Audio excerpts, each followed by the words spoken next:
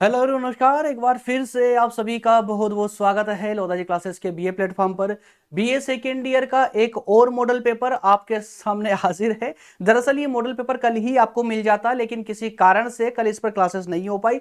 इसकी answer sheet ready हो चुकी है। हाँ, एक बात और है, जो दोस्त सब्सक्रिप्शन ले चुके हैं 249 वाला और जिनको नहीं मिली इसकी आंसर शीट, वो मुझे कॉन्टेक्ट जरूर कर लेना। वैसे तो मैं सभी को आंसर शीट प्रोवाइड करवा चुका हूं, लेकिन बाई चांस कोई छूट गया हो तो मुझे मेरे नंबर पर कांटेक्ट जरूर कर ले। चलिए शुरू करते हैं दोस्तों आज का सेशन। आज हम बात करने वाले हैं भारतीय राजनीतिक चिंतक वाले पॉलिटिकल साइंस के बीए सेकेंड ईयर के सब्जेक्ट पर। जी हां, इस पर जो है अभी एग्जाम आने वाले हैं, इसके भी पेपर होने वाले हैं।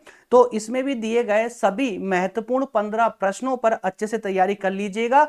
आपके एग्जाम बहुत बेहतर जाएगा, आपके पेपर में एक भी प्रश्न नहीं छूटेगा। ये मैं ऐसे ही हवाबाजी करके नहीं बोल रहा हूं, बल्कि एक कुछ आधार है, कुछ फाउंडेशन है, उसके आधार पर ही मैं आपसे ये शब्द बोल रहा हूं कि अगर आप इन 15 प्रश्नों को बेहतर तरीके से कंप्लीट कर लेते हैं तो आपके पेपर में एक भी ऐसा प्रश्न नहीं होगा जो आपको छोड़कर आने के लिए मजबूर कर दे। सारे प्रश्न आप अटेम्प्ट करके आओगे। आइए शुरू करते हैं अपना सेशन दोस्तों। सेकेंड ईयर में इन सभी विषयों पर ये 4 विषय दरअसल यहाँ पर अभी है ना, इसमें एक विषय को छूट रहा है। 5 सब्जेक्टों पर यहाँ पर जो है अभी तक मॉडल पेपर कंप्लीट हो चुके हैं। अच्छा, इसमें एक सोशोलॉजी का छूटा हुआ है ना, जो अभी शाम को 6 बजे क्लास हुई है ना सोशोलॉजी की, समाजशास्त्र की, वो वाला छूट गया। तो इसमें सामाजिक विकास और परिवर्तन वाला, तो ये 5 मॉडल पेपर रेडी हो चुके हैं, इनकी आंसर शीट भी कंप्लीट हो चुकी है। आंसर शीट कैसे मिलेगी तो ये मैं आपको फटाफट थोड़ा स्पीड से बढ़ेंगे इसमें। जो दोस्त डिटेल में पढ़ना चाहते हैं उसके लिए पीछे है ना, ये सब जितने सब्जेक्ट आप देख रहे हैं ना, ये सारे सब्जेक्ट अवेलेबल है इसी चैनल की प्लेलिस्ट में। इस चैनल में जाएंगे, प्लेलिस्ट में जाओगे तो आपको ये सारे सब्जेक्ट चैप्टर वाइज चैप्टर देखने को मिल जाएंगे। यदि आपकी एग्जाम में भी समय है तो आप बिल्कुल डिटेल में पढ़ सकते हैं इस चैनल की प्लेलिस्ट में जाकर के।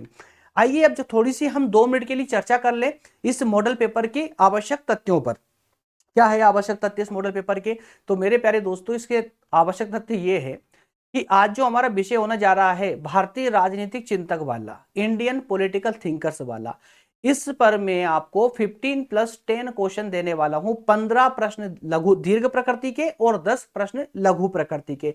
और ये सभी प्रश्न आपके एग्जाम के लिए बहुत ज्यादा मोस्ट से भी मोस्ट इंपॉर्टेंट होने जा रहे हैं। और मेरे मॉडल पेपर का महत्व आप सभी स्टूडेंट बहुत अच्छे से जानते हैं। जो नए बच्चे हैं, जो पहली बार देख रहे हैं, वो भी थोड़ा सा विश्वास रखें, आगे थोड़ा सा कुछ दिन फॉलो करोगे तो आप खुद समझ जाओगे। और जब एग्जाम दे करके आओगे और मॉडल पेपर से अपने क्वेश्चनों को मैच करोगे तो आप बहुत अच्छे से समझ जाओगे कि मैं किस लेवल के मॉडल पेपर में किस लेवल के क्वेश्चन आपको प्रोवाइड करता हूं। एक भी क्वेश्चन नहीं छूटेगा।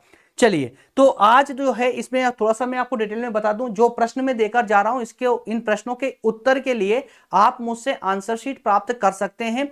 सभी प्रश्नों के कस्टमाइज रूप में सभी प्रश्नों के आंसर जो है एक सिस्टमेटिक तरीके से मेरे द्वारा डिजाइन किए गए हैं, मेरे द्वारा ही कंटेंट को एकत्रित करके, और इन सभी प्रश्नों के उत्तर व्यवस्थित फॉर्मेट में लिखे गए हैं। यदि आप इसकी आंसर शीट चाहते हैं तो आपके लिए 2 प्रकार के सब्सक्रिप्शन प्लान है। एक है 99 वाला, जिसमें आपको किसी भी एक विषय का मॉडल पेपर की आंसर शीट मिल जाएगी। ठीक है, जैसे भारतीय राजनीतिक चिंतक वाले मॉडल पेपर की आंसर शीट चाहिए आपको तो उसकी 99 वाले सब्सक्रिप्शन में मिल जाएगी। और यदि आप आपके सारे विषयों की, सभी सब्जेक्टों की आंसर शीट चाहते हो तो उसके लिए आपको 249 वाला सब्सक्रिप्शन लेना पड़ेगा। इस 249 के सब्सक्रिप्शन में सारे सब्जेक्ट इंक्लूड किए जाते हैं, सभी विषयों की आंसर शीट आपको मिल जाती है। क्लियर है?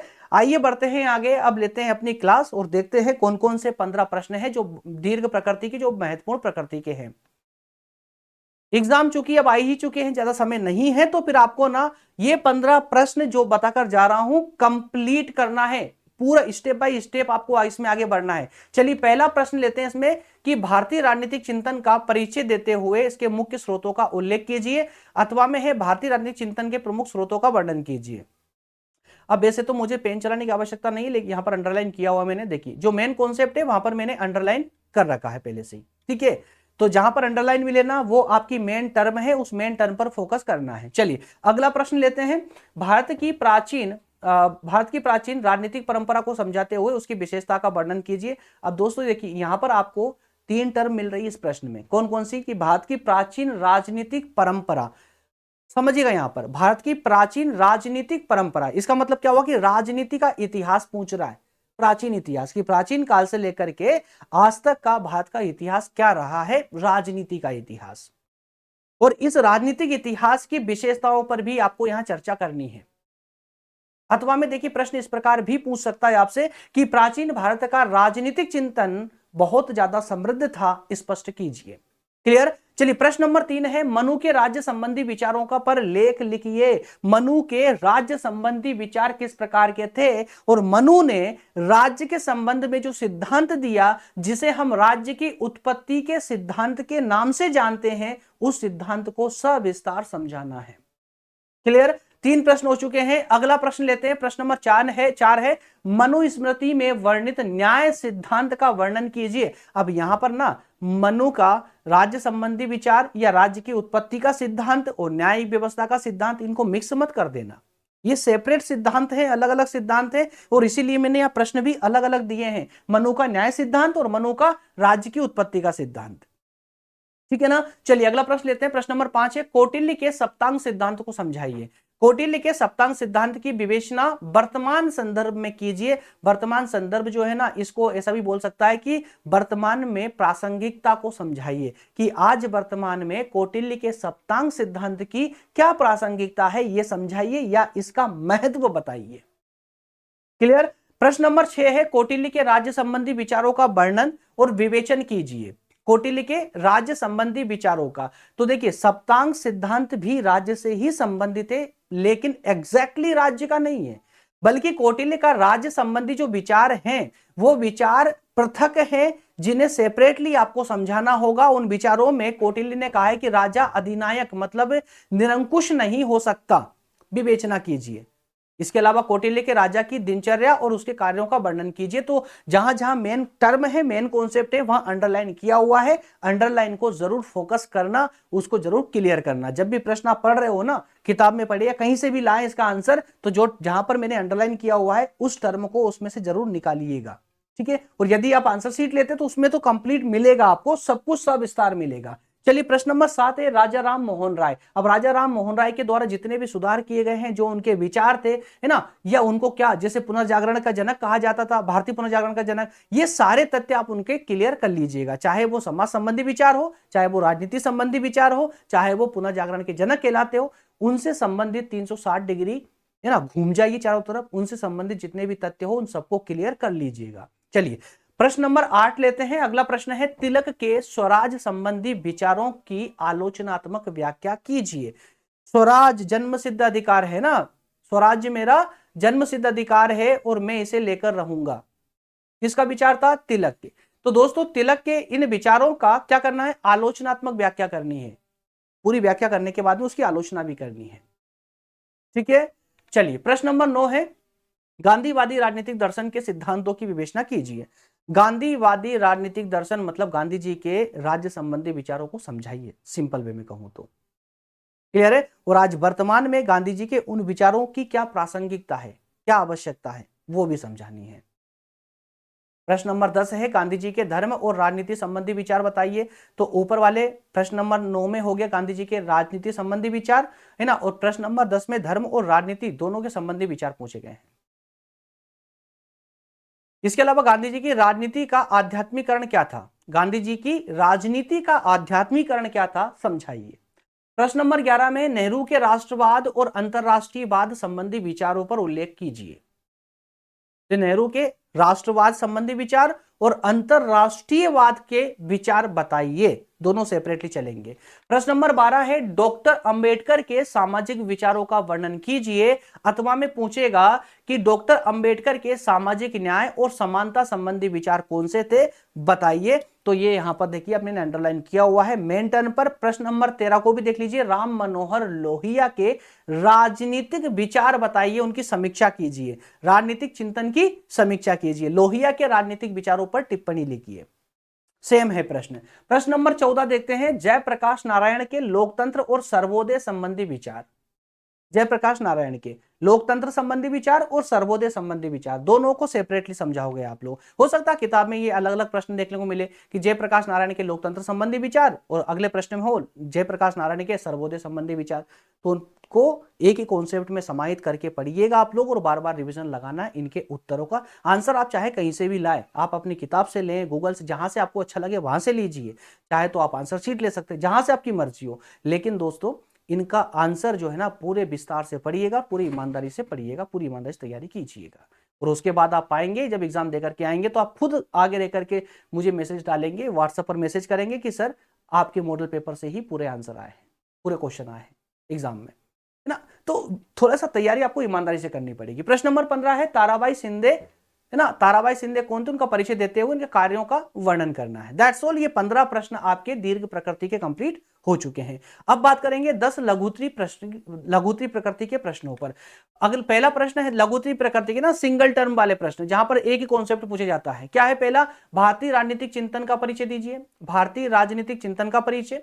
अगला है टिप्पणी करने का कह रहा है मंडल सिद्धांत और षडगुण नीति सिद्धांत पर। ठीक है, यहां पर दो कॉन्सेप्ट है।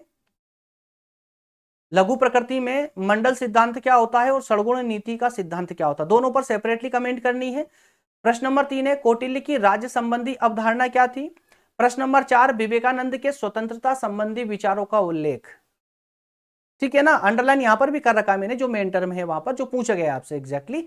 अहिंसा पर गांधी जी के विचार बताइए। और इसके अलावा टिप्पणी फिर से 2 पॉइंट दे दिए गए, पंचशील का सिद्धांत और गुट निरपेक्ष नीति। तो पंचशील का सिद्धांत क्या था, गुट निरपेक्ष नीति क्या थी, इस पर टिप्पणी करनी है। प्रश्न नंबर 7 में दिया गया है अंबेडकर महोदय के दलितोद्धार संबंधी विचार लिखिए। तो डॉक्टर अंबेडकर ने दलितों के उद्धार के लिए किस किस प्रकार के साधनों का प्रयोग किया है, मतलब अपने किस प्रकार के विचारों का प्रयोग किया, उन विचारों का उल्लेख यहां पर करना है, किस प्रकार से उन्होंने दलितों के उद्धार में महत्वपूर्ण भूमिका निभाई है। प्रश्न नंबर 8 देखते हैं नव मानववाद, जिसे हम भौतिक मानववाद के नाम से भी जानते हैं, समझाना है सिंगल टर्म में, इसकी अवधारणा बतानी है। चलिए 2 प्रश्न और हैं आखिरी के। 2 प्रश्न है दीनदयाल जी का एकात्म मानववाद क्या था, समझाइए। और प्रश्न नंबर 10 है सावित्रीबाई फुले के सामाजिक कार्यों का वर्णन कीजिए। That's all. ये 10 प्रश्न आपके लघु प्रकृति के जो कंप्लीट हो जाते हैं। इनके साथ में दोस्तों अब बढ़ते हैं आगे और सेकेंड ईयर के मैंने आज 2 मॉडल पेपर डिस्कस किए हैं। ठीक है, तो भारतीय राजनीतिक चिंतक ये रात में 9 बजे हो रहा है और एक मैंने इवनिंग में 6 बजे क्लास दी थी, शाम को 6 बजे। ठीक है ना, जहां पर मैंने समाज शास्त्र पर सेशन लिया था। क्लियर है।